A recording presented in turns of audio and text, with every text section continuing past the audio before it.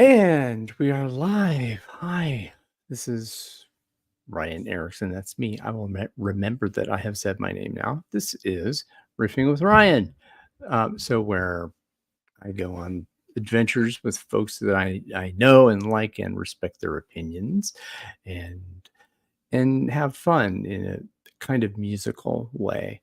And this series that we're going to do here, this is an Agile Coach, or have been doing for a while, is a kind of structure where we dive into the theme.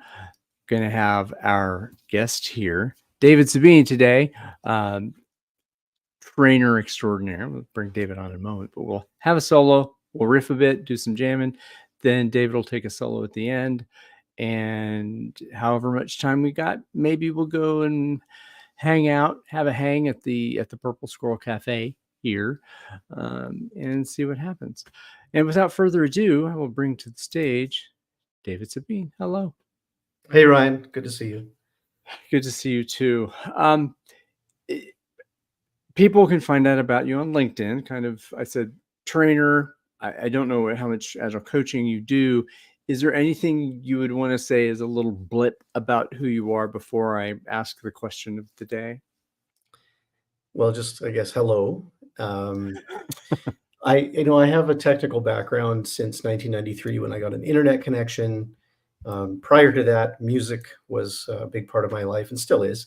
But since 1993, I've been a freelance programmer and then a webmaster with an enterprise, and then changed my role. I was introduced to Scrum in 2007. It made a lot of sense to me. I thought, that sounds great. That's a great way to work, which began my journey through experimenting with and experiencing various Agile engineering practices and management patterns. By 2012, I was in a startup in Toronto, design and development firm, working for large enterprises, and very proud of the work I was doing there with teams building really high quality product. And in 2015, I changed my career again to become more coach and trainer, which is still the work that I do. I'm a professional Scrum trainer with scrum.org and a professional Kanban trainer with prokanban.org. And I also do independent consulting and coaching as my time permits. That brings us to 2024. I think I met you a couple of years ago. We talked about some research that I did a few years ago about management and the history of that word and some of the practices that relate to it. And it's been good to stay in touch with you. It's been my pleasure. We share the word nerd moniker, and I'm now doing Wordle every day. I'm kind of catching up with that from 5 years later. So the question of the day, and you did a great riff on that in our first No Such Thing as an Agile Coach bit, and I found that little clip of you kind of alluding to where you came into this thing. And so the other side of this, well, no such thing as an Agile coach. Well, what is an Agile coach, according to David Sabine? These are interesting series you're having, these conversations with people. The first one I was involved with, there's no such thing as an Agile coach. I remember that got a little heated. There's some controversy there. Really fun. What is an Agile coach? I was thinking about this recently, and I thought a lot of people, the understanding about Agile coaching really goes off the rails if people read only the 4 values statements of the Manifesto for Agile Software Development. The real guidance for Agile coaches, I believe, is in the 12 principles. So, for example, an Agile coach knows the tools and techniques required to achieve early and continuous delivery of valuable software. That means you've got to be able to hold your own in discussions with programmers about, trunk-based development versus branching. Or an Agile coach knows how to teach programmers simplicity.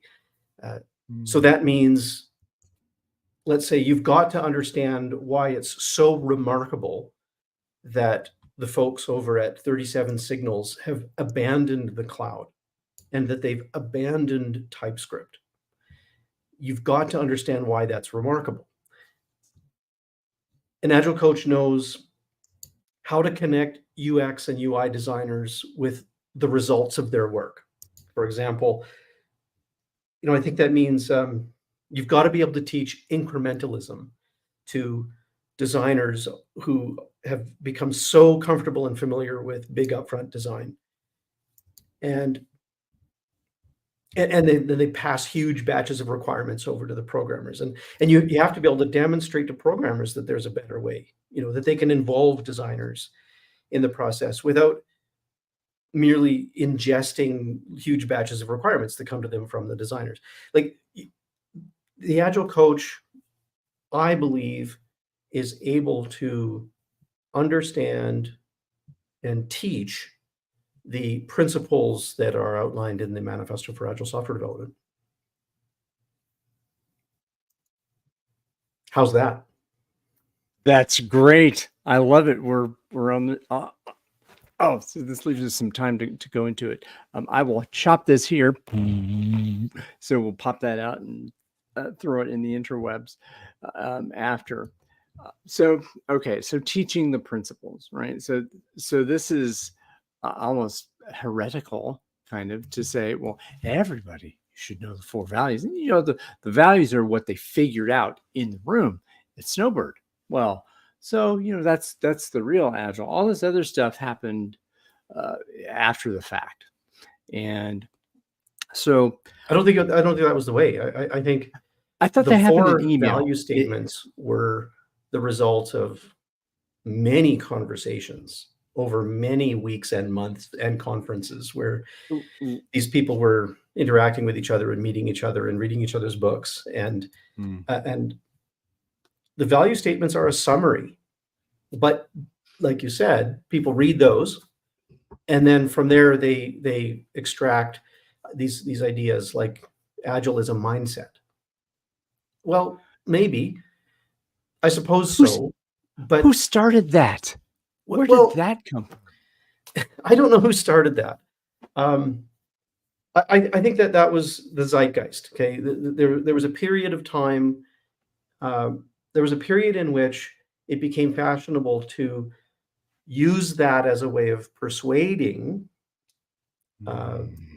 managers and project managers and designers and executives that the Agile practices were more than just teaching test-driven development to the programmers.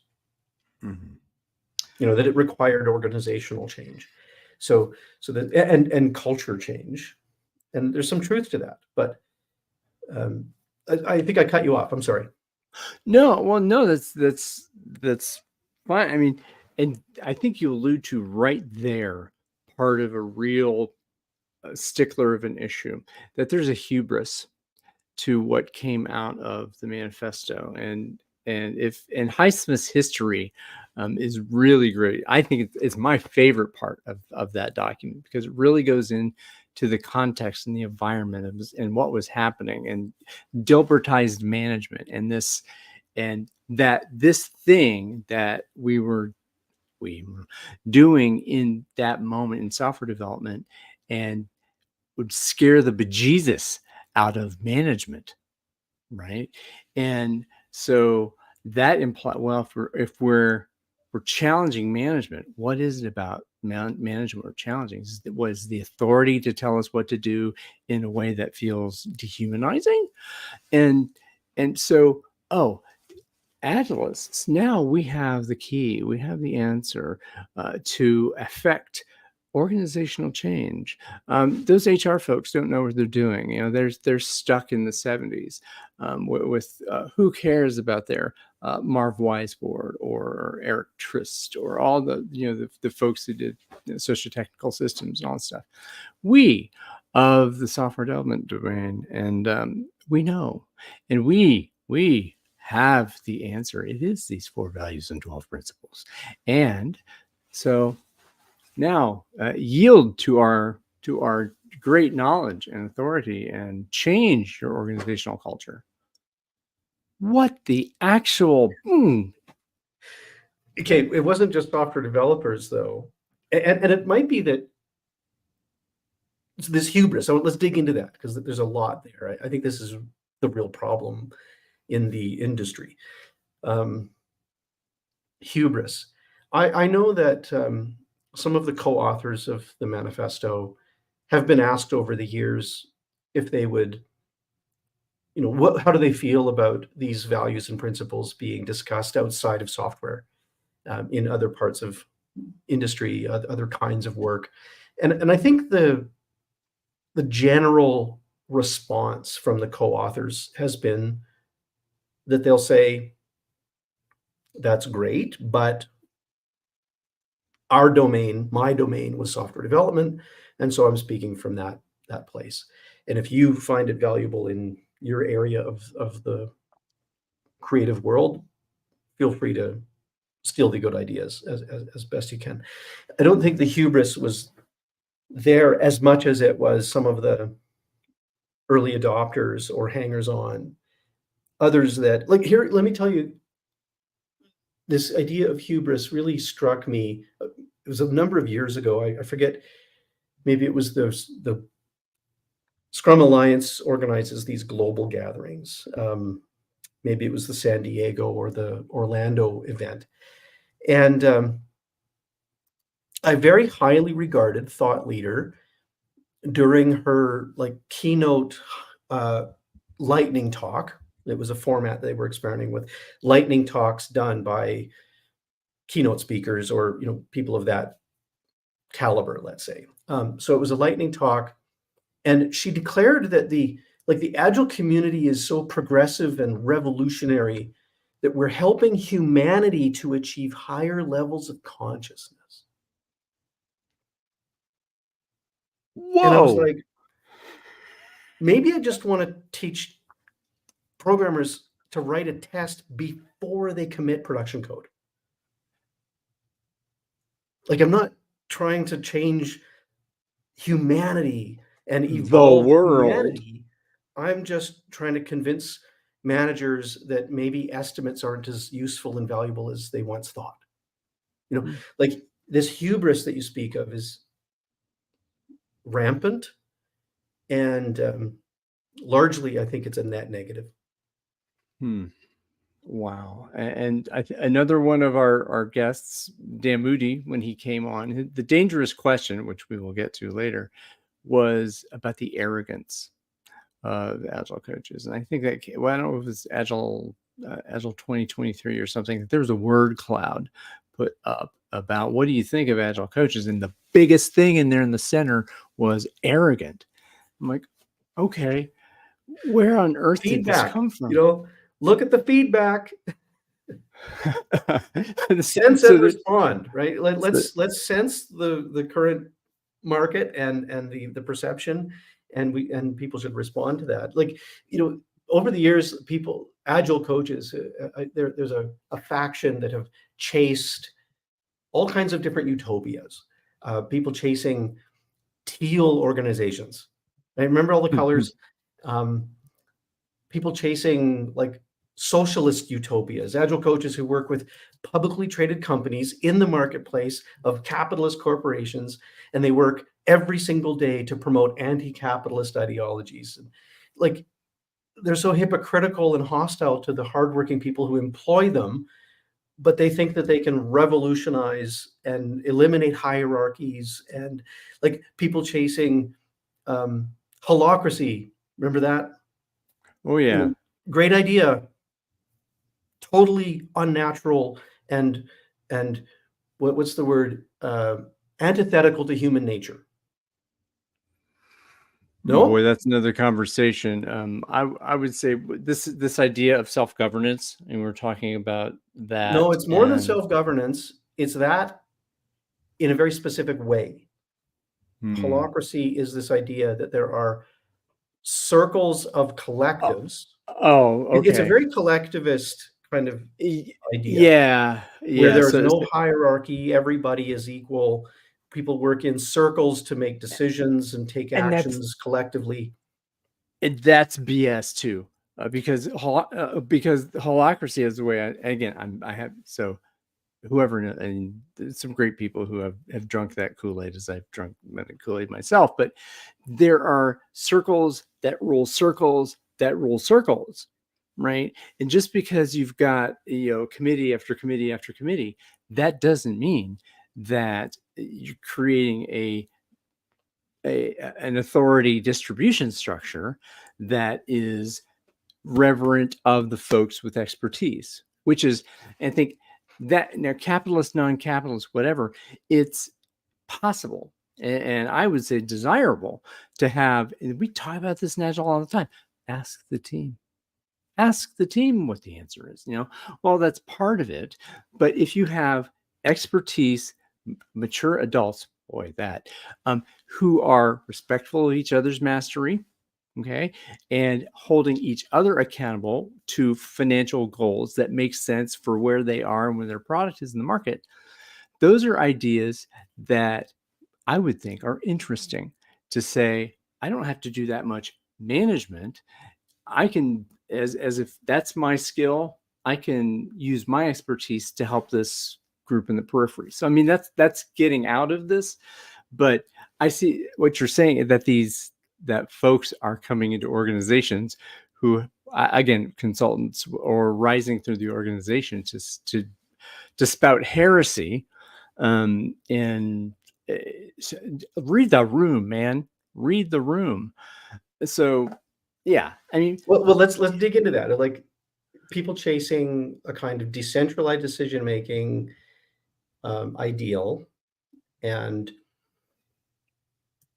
my understanding is, like, I've seen some results of people trying to practice holacracy, and they presented it at conferences, and like, here's what happened, and here's what I saw, and here's what I experienced, and the result of much of that experimentation was that these circles of people would spend a significant amount of time asking who's in charge, like, let's play a game called Find the Decision.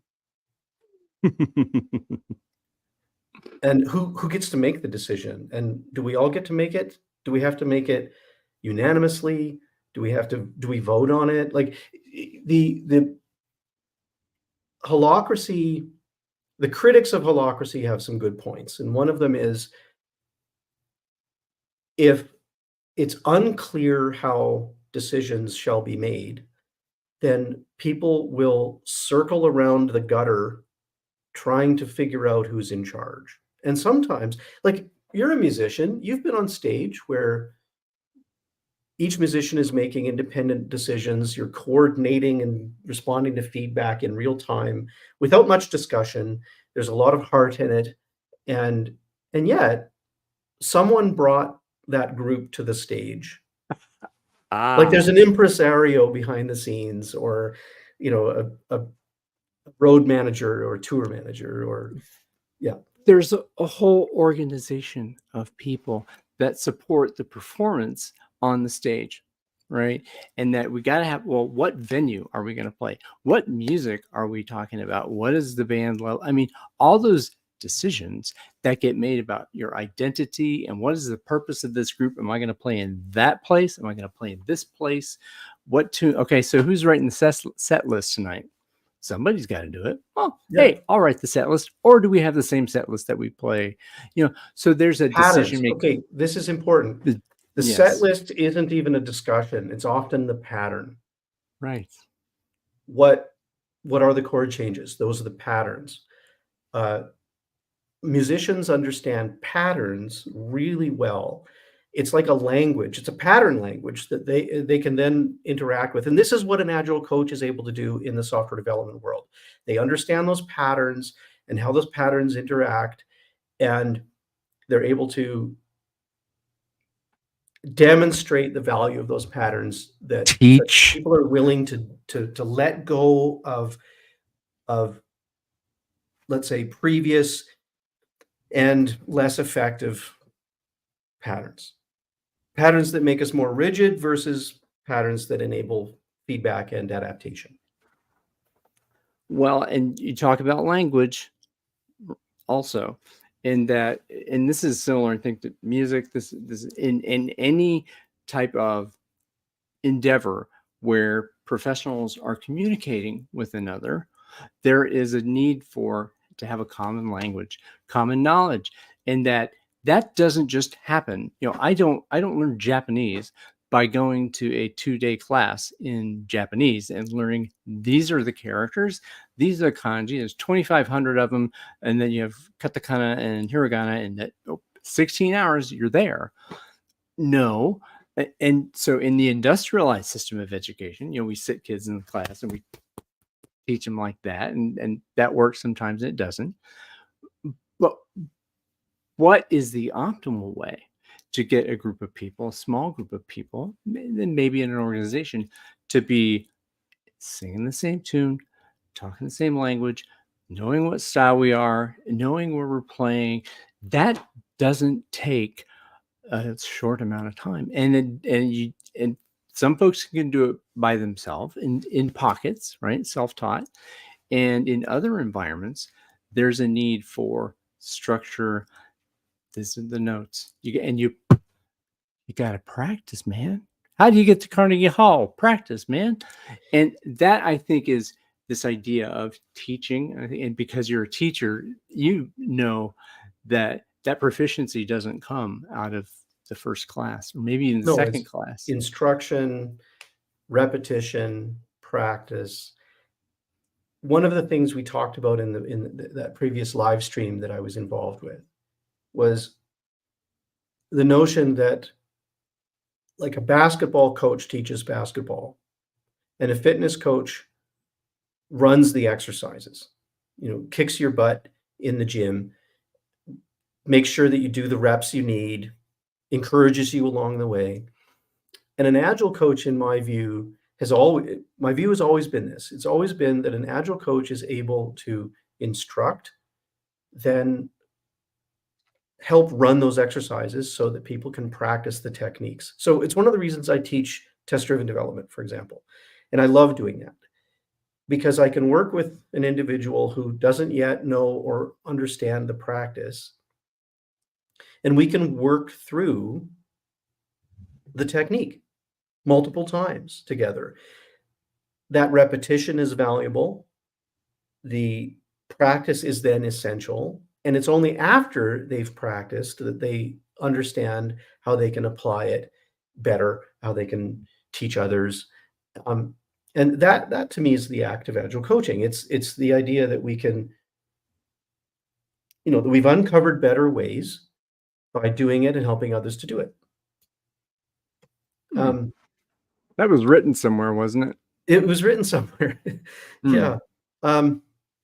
It's from that statement or that line of thinking, though, that, again, people have gone to this bizarre extreme where they imagine the agile coach kind of like the Mr. Miyagi of the Karate Kid, right? The Shu-Ha-Ri pattern. You've got to be able to, you've got to have gone through Shu and Ha and Ri on your own. Then you can help another with that. I believe that's true. But agile coaching isn't a movie. Like, it's not the Karate Kid plot where Mr. Miyagi is sort of this magical, like, the world of agile coaching is not so romantic as that. It's literally, you're sitting on a screen with someone and you're writing code together and you're looking at mistakes in your code together and you're writing tests together and code reviews, architecture reviews, the boring stuff. And even in the Karate Kid or Rocky, you have the montage. He's hitting the bag and all that stuff. That's the transformation, right? The agile transformation is the Rocky going from his crisis of confidence to the, to the ring And it happens in 90 seconds. Oh my gosh. Yeah, with music. we can take this ball of dough that we put all the ingredients into, we can slap it in the oven for at 5,000 degrees and, take it out in a minute and we'll have a cake. Um, Da-da-da, da- da-da-da. and oh But my like, gosh. what if I just wanna help software developers to write an automated test before they commit new production code? Or I wanna help designers, like I said earlier, shed their big design upfront habits, or I want to help executives to cut the bureaucracy and stop funding projects based on conventional SDLC phases. That would change the world and prevent trillions of wasteful spending.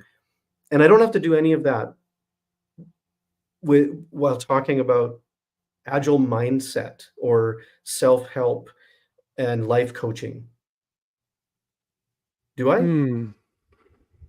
Well, this kind of comes into the what if you have a group of folks who are showing anti-patterns of interaction, right? If you've got a bunch of technical experts who are not communicating well, who maybe hate each other, who maybe have other narratives coming in, maybe they got in some flame war over text about the political bit of the day, or or on the team you've got a Gen Z and a Boomer, and there's or there are a lot of the interactions that there are relationship problems. Okay, they exist, Yeah, but and am I gonna hire Woody Zool or Mike Bowler to help in that circumstance? Or am I gonna hire, like, Tony Robbins or Dr. Phil?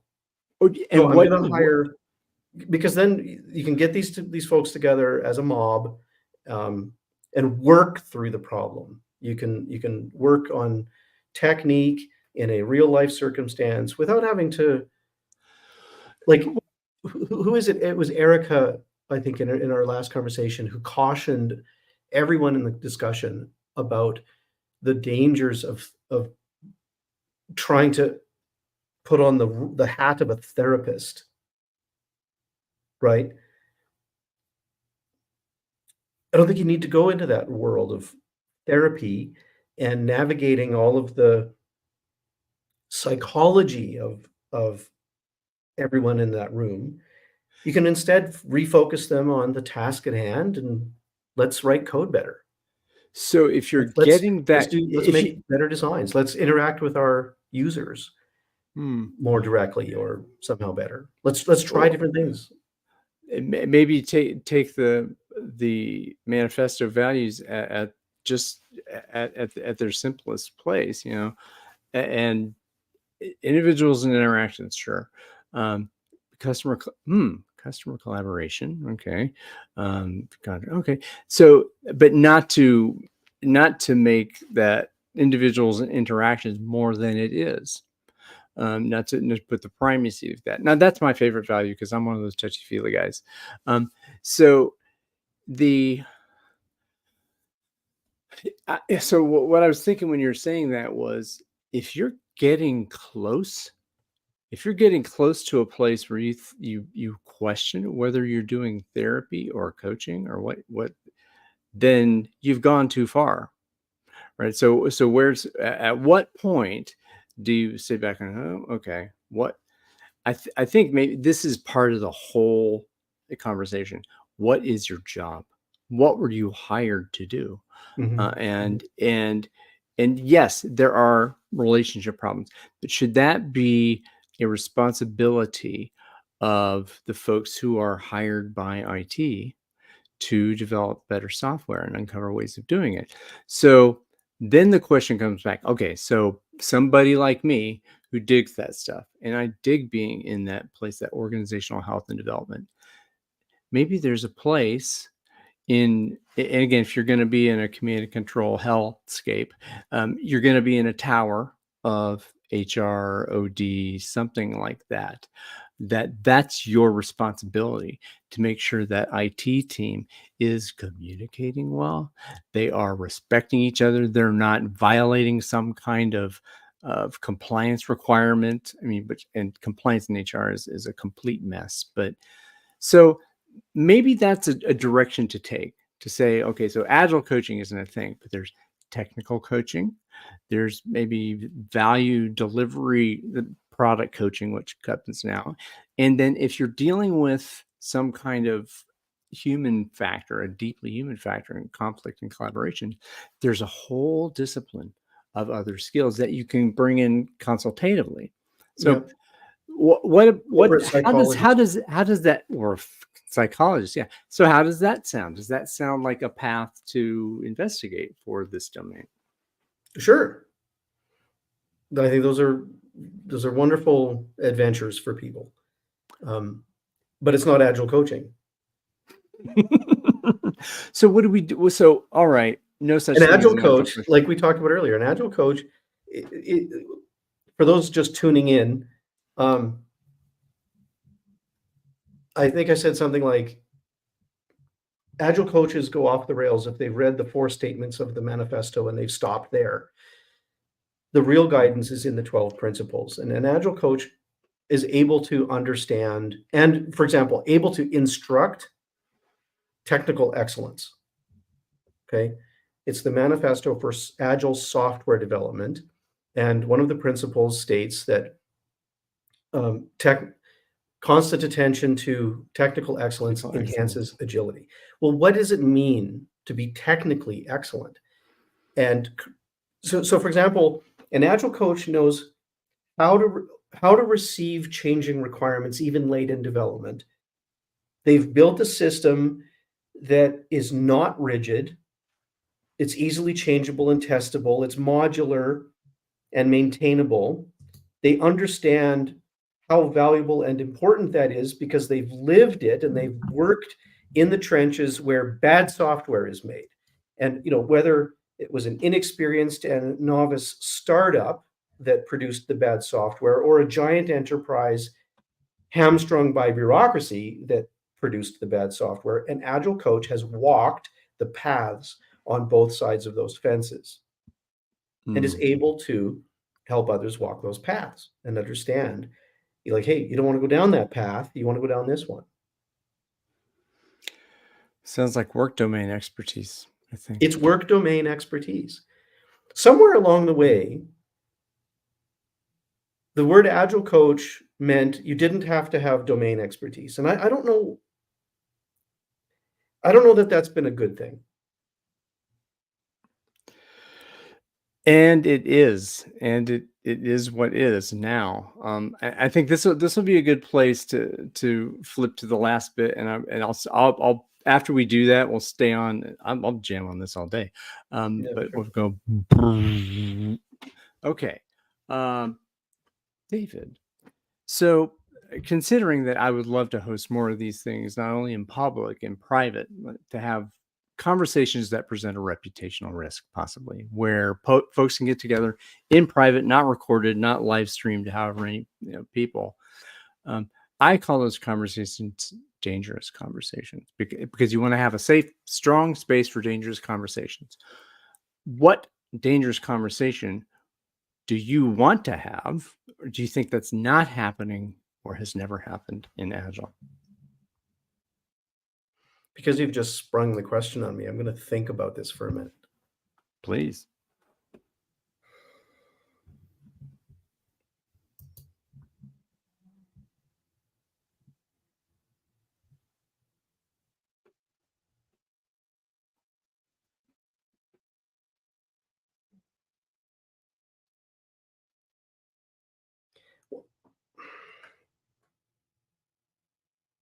There's no wrong answer, by the way. I think the conversation is beginning.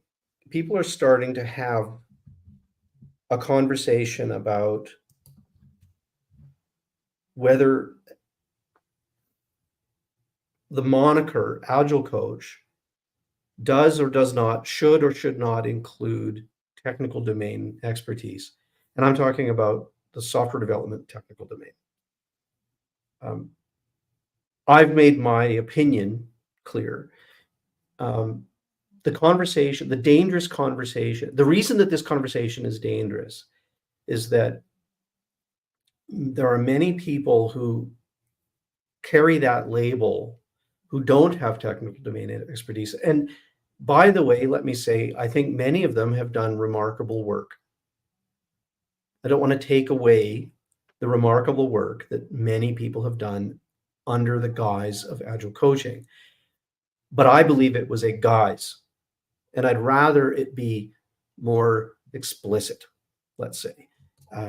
That if you approach your work as a corporate psychologist, call yourself a corporate psychologist. If you approach your work as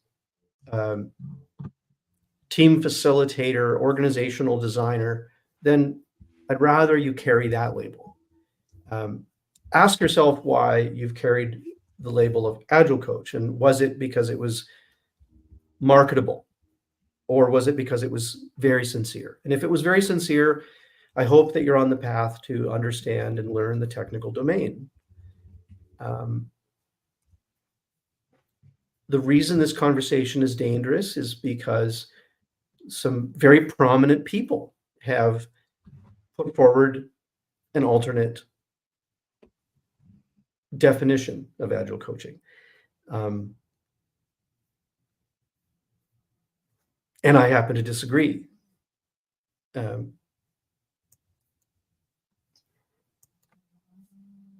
So maybe to summarize, I mean, we can dig into that further if you've got questions, but I'm not sure. Like maybe I can give example or dig into it a little further. I think there are many dangerous questions. There are many dangerous conversations to have, and it's a question of which one serves what purpose and who's going to host it. And with that, I'll clap this off, and hopefully I can clip some of these out because I've had 5 episodes and haven't done them yet. But either way, that's my bit. So all of you out there, thank you for the precious gift of your time and attention being here for this first 37 minutes and 12 seconds of the conversation between David and I. And I will go until, I don't even think I have a hard stop. So you're going to have to stop me. So yeah, and we have a gentleman here in the comments who is talking about, so I'm trying to think where he said, but he's got to go now. Marcelo Lopez, who started this fucking thing. Nice to see you.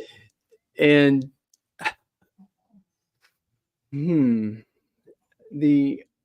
God, what was I going to say? It started this thing. It presents a whole bunch of different questions about, I know, the time machine, right? So there's this effort to say, when did this happen? When were the utterances of those 2 words together, coach? Was it around the time the XP came and that there's an XP coach? It wasn't an Agile coach, an XP coach. Or what else? So I still think that now does there need to be some boundary, and so that if thou does not have technical work domain expertise, thou is not allowed into this word. You're not a member of the club. But and we have how many thousands of folks out there who are hired for this? Their organizations hired them for that, and they're getting jettisoned into the marketplace because if somebody decided that they weren't delivering value. So that's my question about, okay, I get it about so if you need help developing technical expertise and developing software by doing it and helping others do it according to the 4 and 12, right?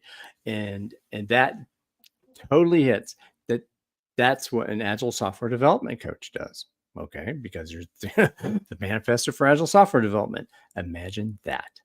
So, okay, what happens to the people? What happens to the thousands of folks doing the gig, getting paid for the gig, who are now in the market looking for work? Where do they go? What do they do? I don't expect you to have the one answer to that, but what advice would you give to someone who was recently jettisoned and is now searching for a way to use the tools that they've developed to do agile coaching as they understood it. As a kind friend to someone, what would you say? I would say, look at your superpower and your interests. Be honest about whether you ever felt a real honest connection to the label Agile Coach. I haven't. I mean, as funny as it sounds, the term has always felt a little off for me. I mean, maybe because the vision I have of Agile Coach is often not what others have in mind when they are hiring me as an Agile coach, and so I'm adapting. I'm trying to understand what they're asking for, and so they want a program manager, or they actually just want a Scrum Master, but they're calling it Agile Coach, or they actually want a project manager who, So sorry, I was going to go on a tangent there, but my advice for people who, as you say, in this circumstance, a very difficult circumstance, I would say do some soul searching about what you really want to do and what you're really good at, and figure out what that's called, and then put yourself in the marketplace under that moniker. Because the label Agile Coach is not what that's called anymore. Whatever you thought Agile coaching was or is, the market has moved on. And there's going to be a time in the not too distant future that no one's talking about the phrase Agile Coach anymore. Some would say Agile is dying, Agile is dead. Agile coaching is dying. Maybe It's not, but there's plenty of reasons to think so. Yeah. I think what's want to be happening is doomsayer. a filtering. There's a filtering happening. There's a, what's the word? Clarification. The trough of, the hype cycle. We're now in the trough of, no, what's is it the trough The of Rogers disapproval? curve? Yeah, the something of despair, right? Something like that, where what follows is actually a clarification and a narrowing of the term. And I think that's what's going on. Lots of people are talking about how Scrum is dead or Scrum doesn't work here. And I think some of that is true. People are finding out that their organization is just fundamentally not compatible and not in need of the disruption that Scrum will bring them. And so they're just saying now, well, okay, Scrum is not for us. And I'm like, yeah, you're right. It probably Okay. never was. But you thought it was because the hype cycle was so radical. How do you feel about that, Ryan? Well, thank you, Harvard Business Review, for that, for hyping it up. And I think, yes, the term du jour needs to change. How do folks redefine themselves? Yeah. And what are the market signals? We know what the market signals are. I Hi, like the Nash, by the advice. way. I see Nash in the comments at LinkedIn. He might did he leave already? I know. But so He may have here's had to leave. so this is, I think, an interesting point. I'm not dodging. I'll come back to that. Yeah. Yeah. What is and what isn't? What are the boundaries for that? And what do you call it? And we're going back to Dan's question here. What value of arrogance of an Agile coach brings? Yeah. Oof, boy, I got some hosting to do with that. Can I respond to this question? Like, this is a good comment. Absolutely. I've said it before, and I think it bears repeating, that a lot of ideas around the Agile coach role were formed by Lissa Adkins' book. Great book.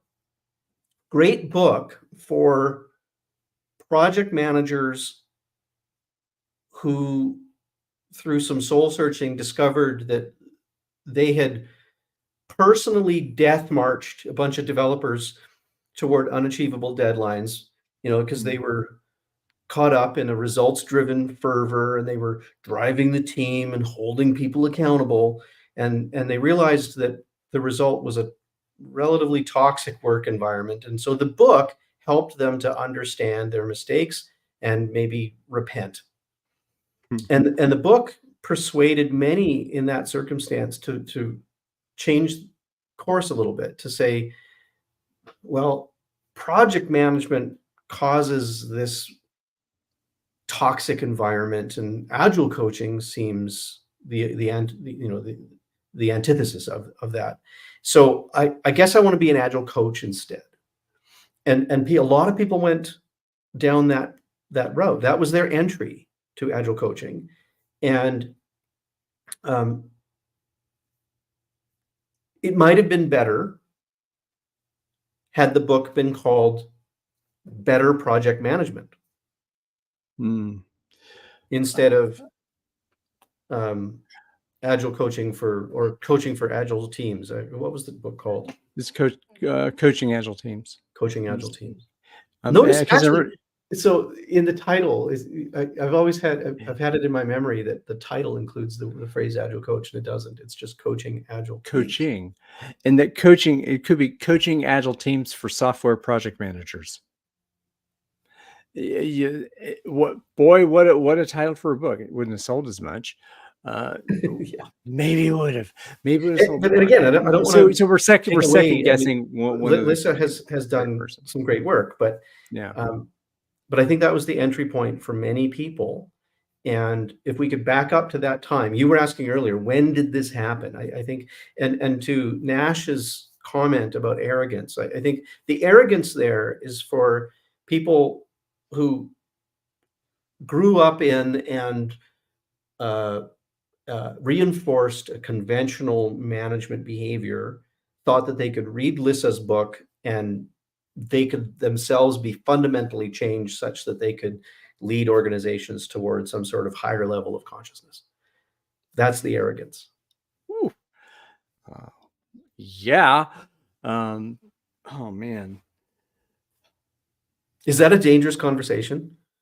I think so. I think this whole arrogance idea, this also comes to, maybe there's a whole bunch of clickbait around this. Would be, Agile coaches repent, so what kind of lashes do they have to be given to now they behave, right? Now behave, do what you're told, which is a whole other kind of thing.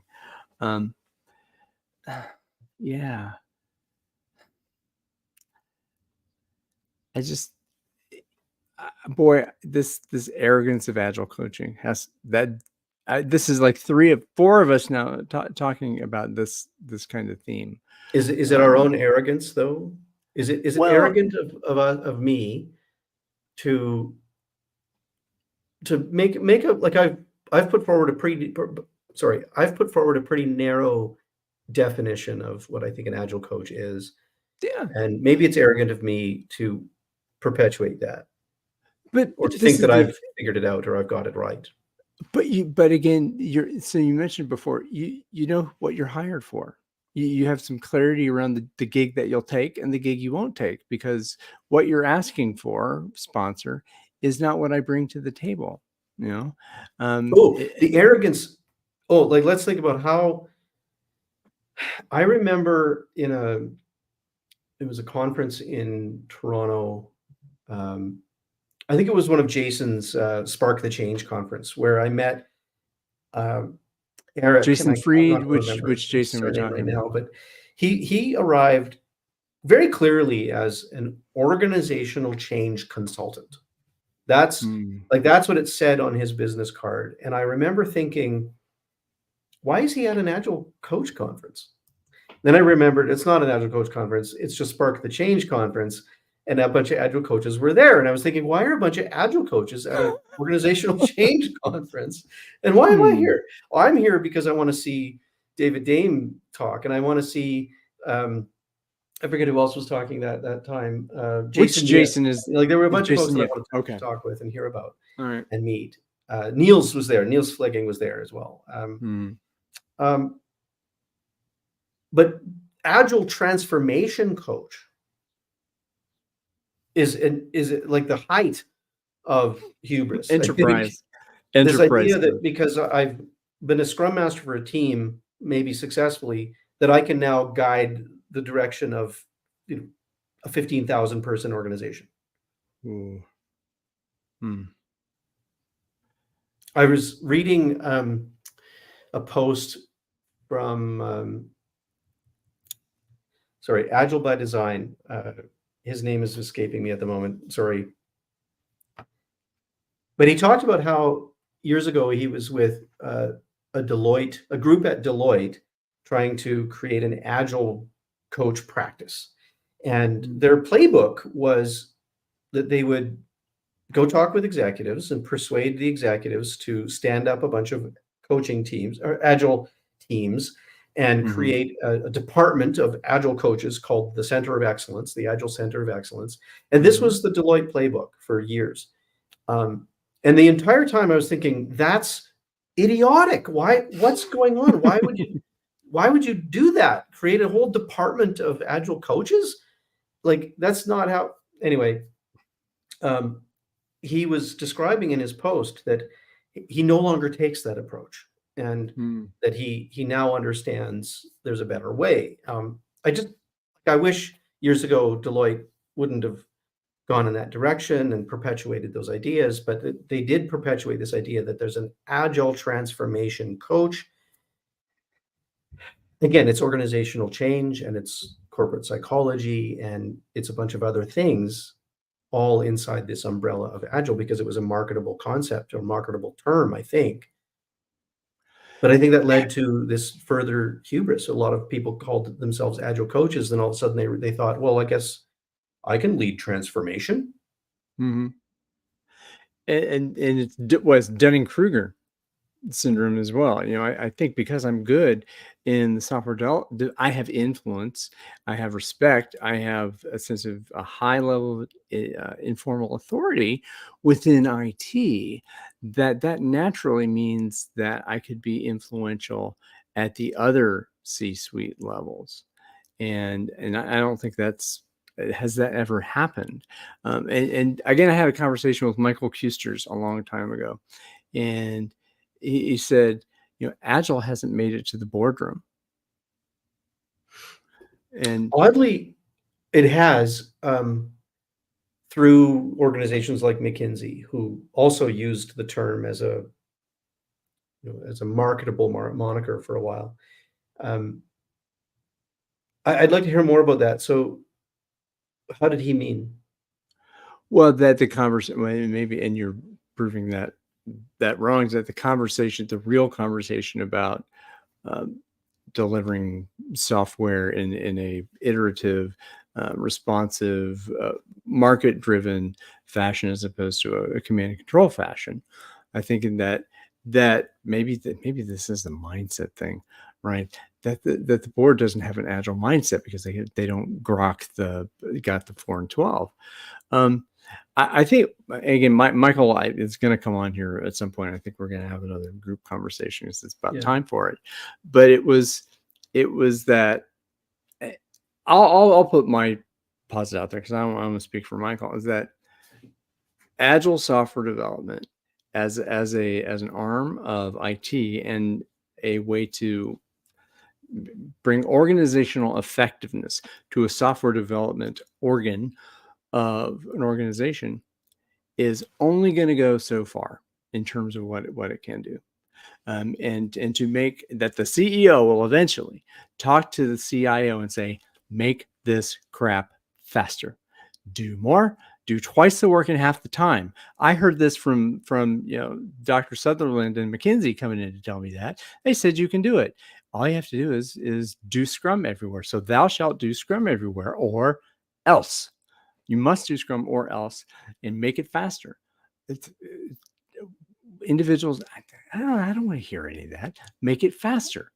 And so if IT is a cost center and someone comes in with the idea that I want the costs to be as low as possible, well, that's fundamentally different than someone coming in to say, I want, as a human being, because I'm compassionate for these people, I wish to have a workplace that is better for people, that is more healthy, that is generative of a social good or something like that.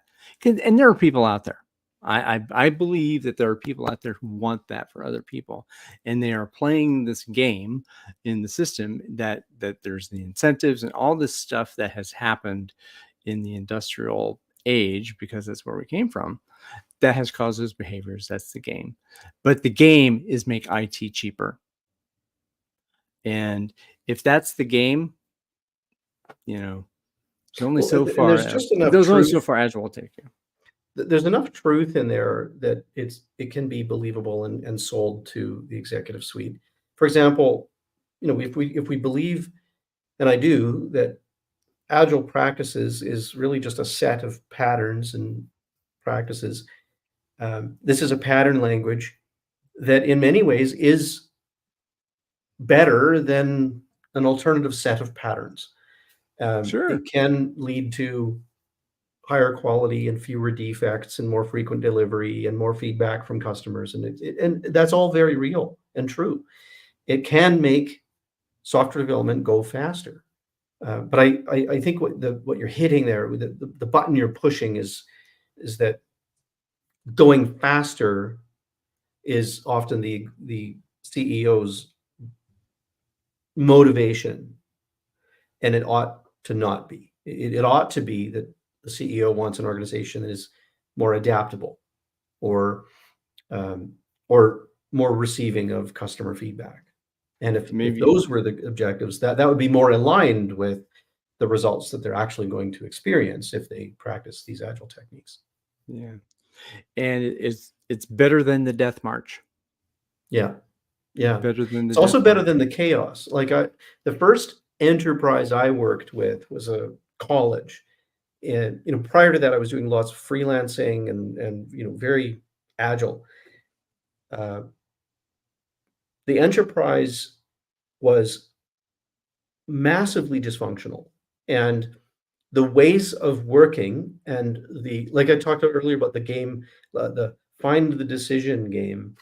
Like, what about find the process game? Like, how does stuff get done around here, and how are we expected to work, and what are we supposed to be doing, and why doesn't anybody know what's going on, and like the kind of chaos that is in many enterprises. Scrum is way better than that. Yeah. Even though it's maybe not totally compatible or achievable, it's way better than a lot of, or Kanban is remarkably better than chaos. Mhm. So I forget how I got here, but there's enough truth in some of those slogans and cliches In the that twice the work in half the time, all that kind of it stuff. can be sold to executives as such, and then people can maybe subvertly get some other you know improvement to work environment or reduction of toxic culture, and they can get that in under the radar if it's sold to the executives as it'll help you go faster. Is that what It's you the mean? yes, the cherry on top.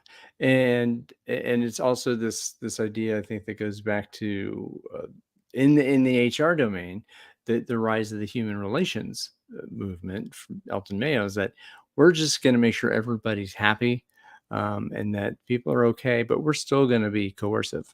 Right? We're still gonna manage with an iron Mhm. fist, but we're gonna put a salve on it.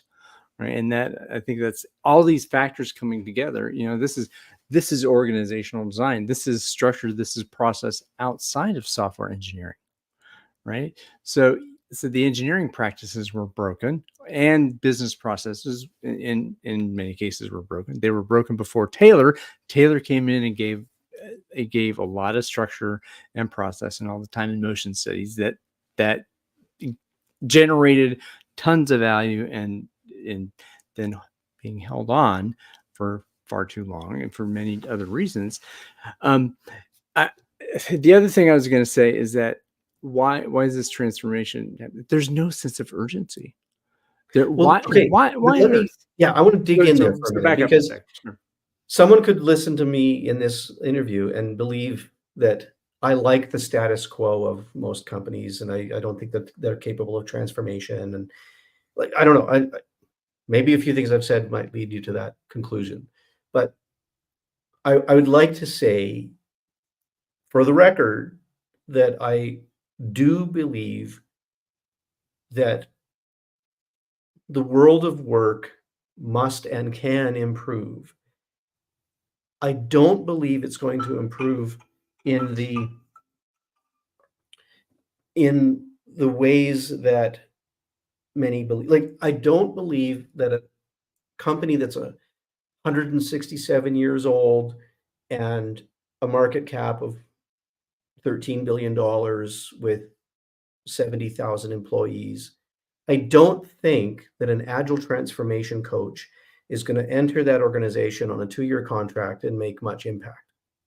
I also don't think that the organization is culturally capable of shedding the bureaucracy and the patterns that they've instilled over the past 167 years. I'm talking about, like, one of the big banks in Canada that I know hired a lot of agile coaches over the past few years, and the result was zero change, right?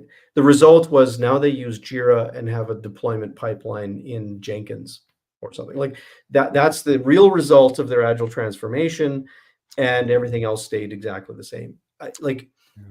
And I'm not saying that that's the way it should be. I'm just saying that a company like that may not transform ever, but in another 40 years, that company may not exist, because other companies will have come to the market who have better work environments, less bureaucracy, more agility in their DNA, and culturally more modern. And I'm not saying modern is better than convention. Well, I'm just saying that there will be market forces that allow for new kinds of organizations. The old organizations may never transform. And it might and be a fool's errand to think that they can be transformed. What's your thought on that? that again, it kind of leads to the question of that, if you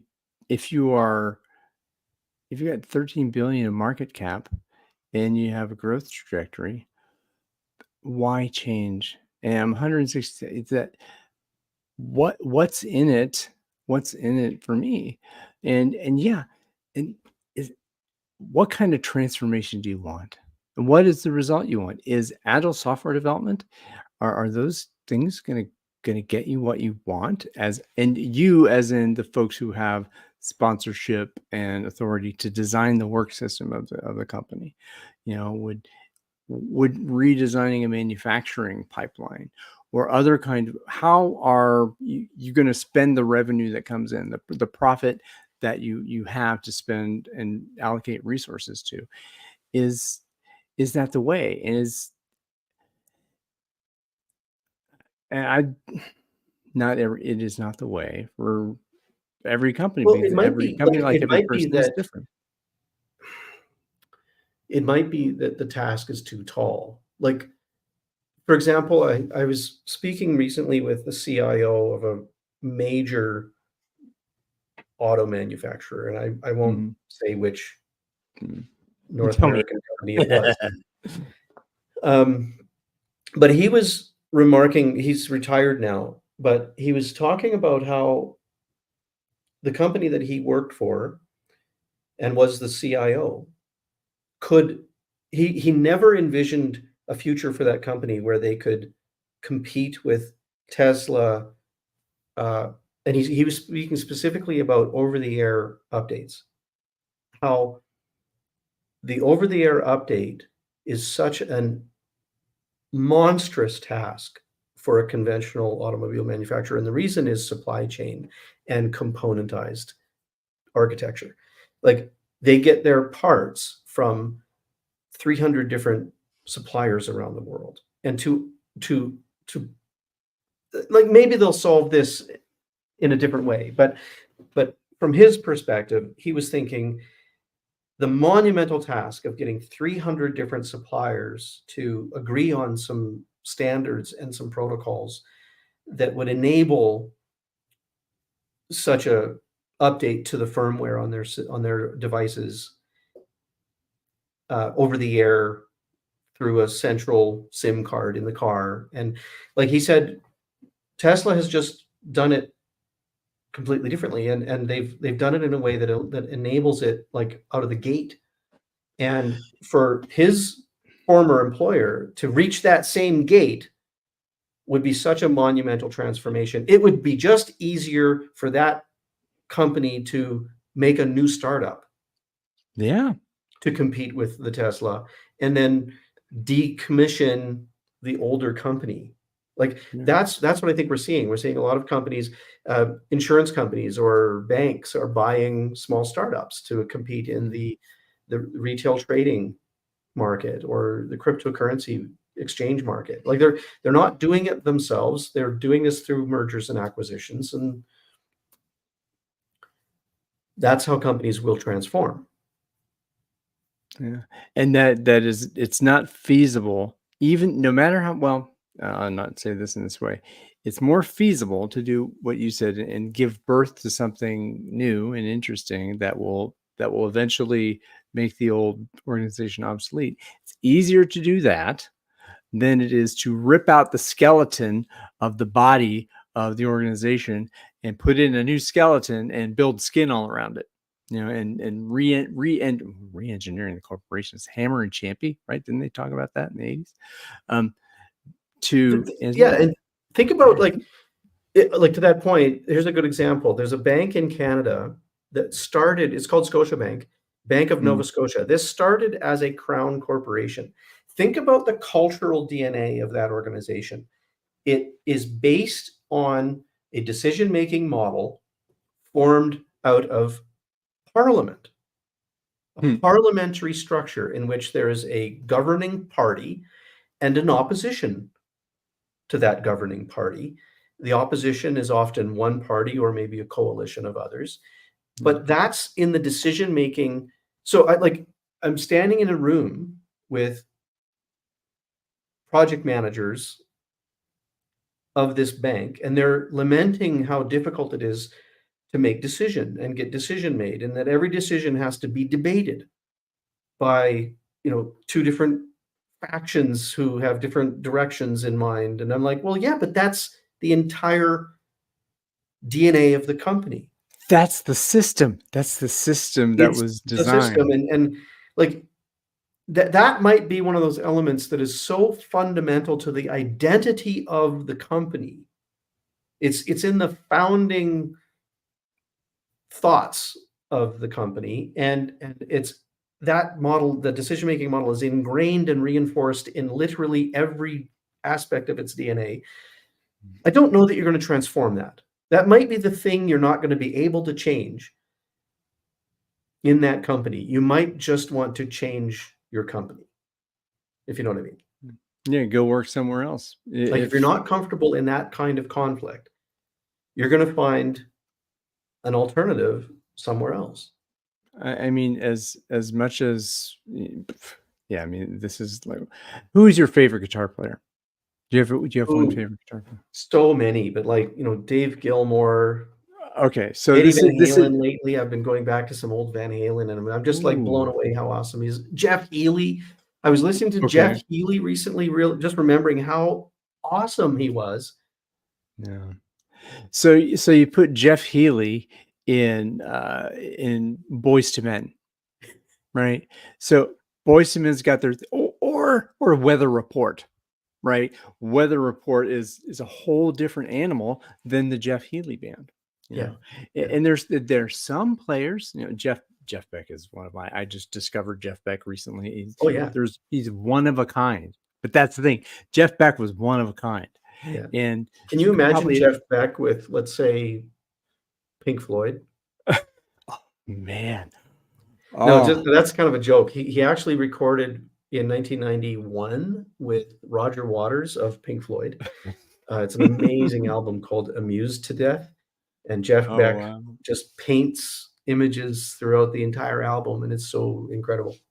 It's singing. Yeah, and then I think maybe that's a place we can land, is that know, read the room, know who you're playing with, know what your job is, know what you're hired to do, and and that if it is not, I think you said this great, if it's not there in your heart and soul, and that what you really want, then it's time for reflection, and maybe you get the scrum master gig or the business analyst gig, or some gig that keeps the lights on while you get to where you want to be, and do what you want to do, and have love the work that you do. Love what you do instead of kind of do what you love, right? So I can't, if okay, Love what you do and do what you love. And yeah, yeah. and I think there's a sign of optimism here for people who, like, because you talked a couple of times now about people who've been jettisoned from a company or finding a struggle um, in the current market. I think the optimism is found in the fact that many companies, executives too, are looking to clarify what an agile coach is and is not. And as they do that, they're discovering that actually what they need is called X, or it's called Y. I think you're seeing job advertisements enter the marketplace now.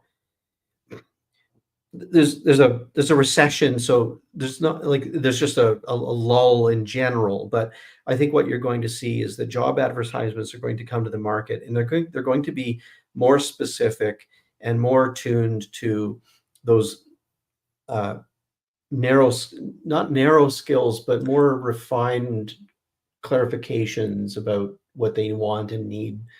Where they used to just slap the phrase agile coach, and they thought that under that umbrella they'd get someone who can do the thing. And But do everything. yeah, but now they're going to not do that as much anymore, and they're going to start being more Mm. specific. And um, so do some reflection, think about what you're really good at and what you really want to do, and then look at job advertisements for those labels.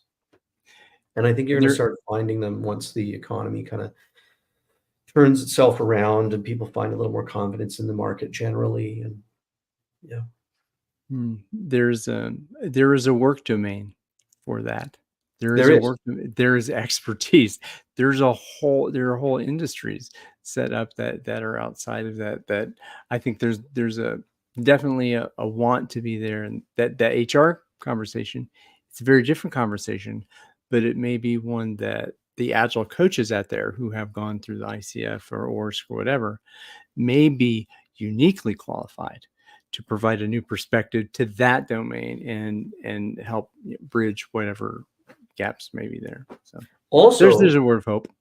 yeah, also though, that I think it's table stakes now to understand what Scrum is and what Kanban is, and have some sense of the past of this agile hype movement, right? Like that's part of the qualification of every future job.